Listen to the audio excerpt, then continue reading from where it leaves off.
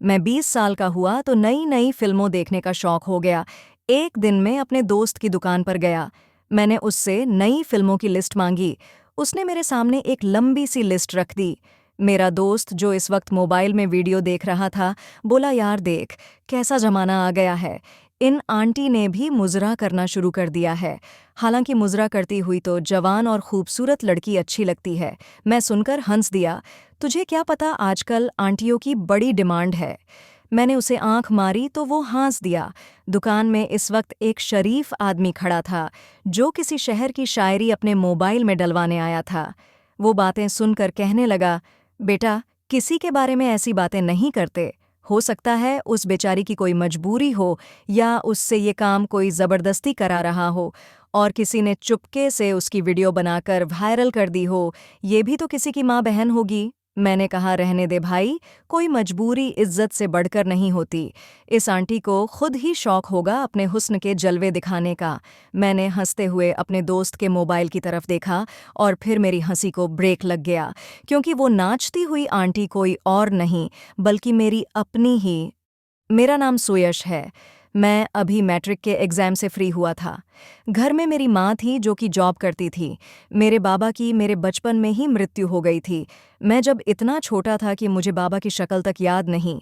बाबा के जाने के बाद मुझे माँ नानी के घर ले आई, जहाँ मेरी मामी ने मेरी माँ का जीना हराम कर दिया।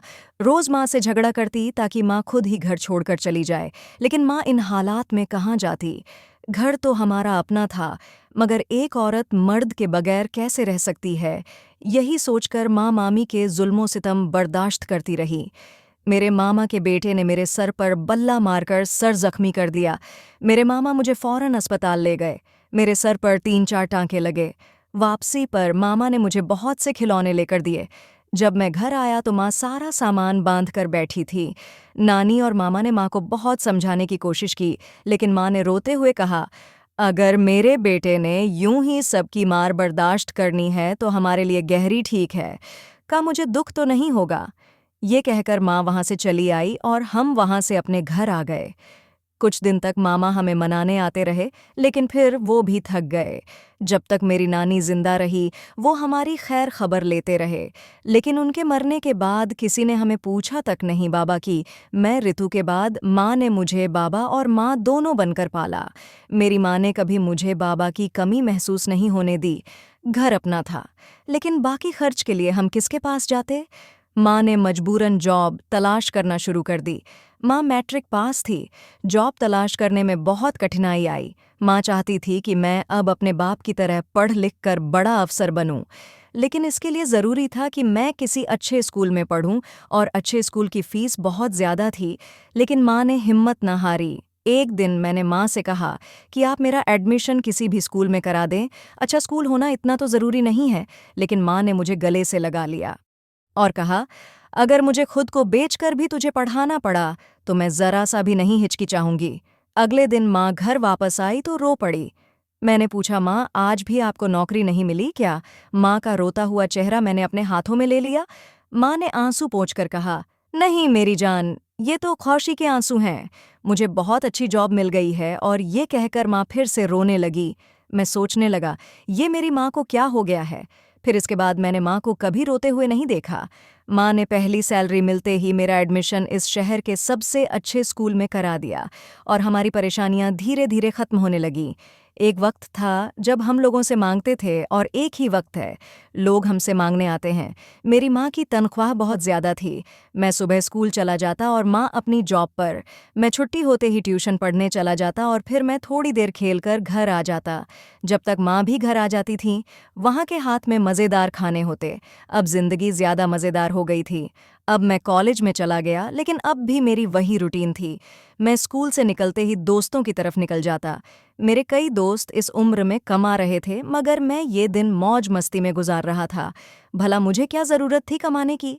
मैं इस उम्र में कमाना शुरू कर देता। माँ अब भी जॉब कर रही थी। मुझे जीतने पैसों की ज़रूरत होती तो मैं उनसे मांग लेता। उनका पर्स हमेशा नोटों से भरा रहता। किचन के अक्सर डब्बों से नोट ही निकलते थे। जो माँ को कभी याद नहीं होते थे, वो पैसे अक्सर मेरी जेब में चले जाते थे। माँ की अब भी वही रूटीन थी। एक दिन मेरे कॉलेज के एग्ज़ाम ख़त्म हुए तो मैं घर में रहकर बोर होने लगा। तब मुझे फिल्मों देखने का शौक चढ़ गया। मैंने नई पुरानी सारी फिल्मों देख ली। मेरे कॉलेज का दोस्त था, जिसके घर के हालात ठीक ना होने की वजह से उसने मोबाइल की दुकान खोल ली। मैं एक दो बार उसकी दुकान पर गया। वो मुझे देखकर खुश हो गया और कहने लगा, यार तेरे बड़े मज़े हैं। मेरा बाप जिंदा है लेकिन फिर भी मुझे कमाना पड़ रहा है, लेकिन तेरा बाप नहीं है और तो फिर भी ऐश कर रहा है। वो मुझे जलन से देखने लगा। मुझे अपना आप बहुत अच्छा लगने लगा। मैंने दिल में माँ का शुक्रिया किया कि मुझे उन्होंने इंटेंशन से दूर किया हुआ है। मैं सोचता था ऐसी माँ तो भगवान सबको दे, मगर मुझे नहीं मालूम था कि मैं कुछ दिन बाद अपनी माँ से इतनी नफरत करने लगूंगा। मैं कुछ दिन बाद फिर से अपने दोस्त की दुकान पर था। मैंने फिर से उससे नई फिल्मों की लिस्ट मांगी। उसने एक लंबी सी लिस्ट मेरे सामने रख दी। मेरा दोस्त, जो इस वक्त मोबाइल में वीडियो देख रहा था, बोला, यार देख, कैसा जमाना आ गया है। इन आंटियों ने भी मुजरा करना शुरू कर दिया। हालांकि मुजरा करती हुई तो जवान और खूबसूरत लड़की अच्छी लगती है। मैं ये सुनकर हंस दिया। तुझे क्या पता, आजकल आंटी की बड़ी डिमांड है। मैंने उसे आंख मारी तो वो हंस दिया। दुकान में इस वक्त एक शरीफ आदमी खड़ा था, जो किसी शायर की शायरी अपने मोबाइल में डलवाने आया था। वो बातें सुनकर कहने लगा, बेटा, किसी के बारे में ऐसी बातें नहीं करते। हो सकता है उस बेचारी की कोई मजबूरी हो, या उसे ये काम कोई ज़बरदस्ती करा रहा हो और किसी ने चुपके से उसकी वीडियो बनाकर वायरल कर दी हो। आखिर ये भी तो किसी की माँ बहन होगी। ये सुनकर मैंने कहा, रहने दे भाई, कोई मजबूरी इज्जत से बढ़कर नहीं होती। इस आंटी को खुद ही शौक होगा अपने हुस्न के जलवे दिखाने का। मैंने हंसते हुए अपने दोस्त के मोबाइल की तरफ देखा और मेरी हंसी पर रोक लग गई, क्योंकि वो नाचती हुई आंटी मेरी अपनी ही माँ थी। ये देखकर मेरी सांसें रुकने लगी। मुझे नहीं पता मैं घर कैसे पहुंचा। बस इतना याद था कि मैं रो रहा था। इस रात मेरी माँ घर देर से आई और खाना पैक करा के ले आई थी, और मैं कंबल में मुंह छुपाए लेटा हुआ था। ऐसा पहली बार हुआ था कि वो घर आई थी और मैं खामोश था, वरना तो माँ के घर आते ही मैं हंगामा मचा देता, माँ को तंग करता और खाने की मेज़ सजा देता, और फिर हम दोनों मिलकर खाना खाते। लेकिन आज ऐसा नहीं हुआ। माँ मुझे चुप देखकर परेशान हो गई और मेरे पास आकर मेरा माथा चेक किया। अरे ये क्या बेटा, तुम्हें तो बहुत तेज़ बुखार है। माँ मेरी हालत देखकर तड़प उठी। चलो पहले डॉक्टर के पास चलते हैं। माँ ने मुझे प्यार करना चाहा, लेकिन मैंने अपने हाथ के इशारे से मना कर दिया। मुझे आपकी गंदी कमाई से कुछ नहीं लेना। माँ, आप इतना कैसे गिर सकती है, या अपने जिस्म की नुमाइश करना ही शुरू कर दी, और वह भी खुलेआम सोशल मीडिया पर। मैंने चीख कर कहा और वापस कंबल में मुंह छुपा लिया। सुनकर माँ खामोश हो गई। अब बोले ना, खामोश क्यों हो गई, बताए ना। ये सब झूठ है। मुझसे माँ का खामोश होना देखा ना गया। मैंने जल्दी से मोबाइल जेब से निकाला और वो वीडियो तलाश करने लगा, लेकिन माँ ने मेरे हाथ से एकदम मोबाइल ले लिया। ये ज़रूरत नहीं है, तुमने जो कुछ देखा वो सब सच है। माँ ने अपनी आंखें झुका लीं। मैं माँ को बेयकीन से देखने लगा।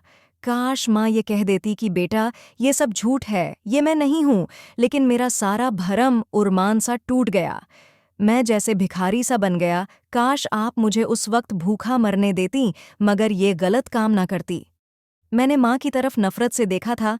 माँ सीसकते हुए बोली, जब तुम छोटे थे बेटे, मैंने तुम्हें बचाने के लिए क्या क्या नहीं किया, पर तुम अब बड़े हो गए हो। मुझे छोड़कर चले जाओ, ताकि मैं ये गलत कामों से भरी दुनिया छोड़ दूं। मेरे सब तुम्हारे लिए किया था। तुम यहाँ से चले जाओ, मेरी कोई मजबूरी नहीं रहेंगी। मैं सब छोड़ दूंगी। माँ ने ये कहकर मुंह मोड़ लिया। मैंने माँ को बेयकीन से देखा। मुझे उम्मीद नहीं थी कि माँ मुझे ऐसा कहेगी। मैं गुस्से में घर से निकल आया। मुझे बुखार था और भूखा भी था। मैंने जेब में हाथ डाला, जेब खाली थी। माँ की वो वीडियो देखकर इतने गुस्से में आ गया कि माँ की किसी चीज़ को हाथ नहीं लगाया। मैं बिना मकसद के घूमता रहा। अचानक मुझे अपना दोस्त याद आया। मैं उसकी दुकान पर गया। मैंने उससे कुछ नहीं बताया, बस इतना कहा, मुझे कुछ पैसे दे दो, मैं तुम्हें कल लौटा दूंगा। लेकिन वो कहने लगा, हम तुम्हारे जैसे खुशकिस्मत कहाँ। अभी मेरा बाप आया और सारी कमाई उठाकर ले गया। ये कहकर वो हंसने लगा और मैं उसकी दुकान से निकल आया। मैं उससे ये तक न कह सका कि मैं भी अब उसकी तरह बदकिस्मत हो गया हूँ। मैं गलियों में फिरता रहा। मुझसे अब भूख बर्दाश्त नहीं हो रही थी। मेरा बुखार बढ़ने लगा, मुझे चक्कर आने लगे। मैं वहीं पर गिर पड़ा। मेरे मुंह से एकदम निकल पड़ा, माँ। मैं जल्दी से उठा। मेरे कपड़े मिट्टी मिट्टी हो चुके थे। मुझे याद आया कि ये कपड़े मुझे माँ ने अपनी 22वीं सालगिरह पर गिफ्ट किए थे। फिर मेरी नज़र कलाई पर बंदी घड़ी पर गई। ये भी माँ ने दी थी। मैं रोने लगा। मैं सर से पांव तक माँ का कर्ज बंद था, लेकिन मैंने इन 20 सालों में माँ को क्या दिया था? कुछ भी तो नहीं दिया। वो आखिरी शब्द जिन्होंने यकीनन माँ का दिल चीर दिया होगा, ये माँ की मोहब्बत थी कि मुझे पाल पोस कर बड़ा किया, चाहे जैसे भी किया। मैं आज जो कुछ भी था, माँ की वजह से था। जब पिताजी जिंदा थे, माँ ने कभी घर से कदम नहीं निकाला, लेकिन पिताजी के जाने के बाद मुझे जिंदा रखने के लिए और अच्छी शिक्षा देने के लिए माँ ने ये सब कुछ किया। न जाने माँ ने ये सब किस दिल से किया होगा, लेकिन मैं माँ का शुक्र करने की बजाय उनका दिल दुखा आया। मैं वहीं गली में बैठ गया और सारी रात वहीं पर काट ली। लेकिन जब सुबह मेरी आंख खुली, मैं ऐसी बिल्डिंग के सामने था जिसको बनाया जा रहा था। मैं जल्दी से उठा और मजदूरों में शामिल हो गया। मैं खाली पेट था और बुखार भी था, मगर मैंने मजदूरी शुरू कर दी। माँ ने भी तो मेरी खातिर क्या क्या बर्दाश्त किया होगा। माँ की तबीयत खराब होती, वो तब भी काम पर चली जाती। मैं रोता रहा और काम करता रहा। शाम हुई तो बाकी मजदूरों की तरह कतार में खड़ा हो गया। ठेकेदार ने मुझे बड़ी हैरानी से देखा और फिर चंद नोट मेरी हथेली पर रख दिया। मैं सीधा बाजार गया। बाजार से माँ के लिए कुछ खरीदा और खाना पैक कराकर मैं घर वापस आ गया और दरवाजे की कुंडी बजाई। माँ ने यूं तेजी से दरवाज़ा खोला जैसे गेट के बराबर में ही खड़ी हो। माँ ने मेरी हालत देखी तो मुझे सीने से लगा लिया। मैंने गुस्से में तुम्हें घर से निकाल दिया था, मेरे बेटे, मुझे माफ़ कर देना। मेरे बेटे। मैं भी रोने लगा। अंदर आया, मुंह हाथ धोया और हथेली में से एक चादर निकली और माँ के शरीर को इस चादर से ढक दिया। माँ, आपके बेटे की पहली कमाई से है, अब आपको वो काम करने की ज़रूरत नहीं है। मैंने पहली बार रौब से कहा, एक जवान बेटे के अंदाज में जो माँ को बहुत मजबूत बना देता है। माँ ने मेरी दी चादर से अपना बदन ढक लिया और मेरे छाले पड़े हाथों को चूम लिया। दोस्तों, ये थी हमारी आज की कहानी। उम्मीद करते हैं कि आपको पसंद आई होगी। आपका क्या कहना इस कहानी के बारे में कमेंट बॉक्स में हमें ज़रूर बताएगा।